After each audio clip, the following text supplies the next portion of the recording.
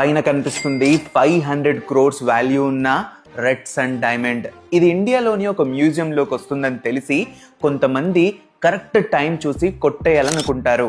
దాంట్లోంచి ఒక పర్సన్ పేరు రిహాన్ రాయ్. ఇది చక్రవ్యూహం లాంటిది, దీన్ని దాటుకుని వెళ్ళాలి. ఇక్కడ ఉన్నది state of art security system. ఇది రాత్రి పూట యాక్టివేట్ అవుతుంది. So beautiful. పొరపాటున ఈ రేస్ ని టచ్ చేశామో మ్యూజియం అలారం సిస్టమ్ యాక్టివేట్ అవుతుంది అండ్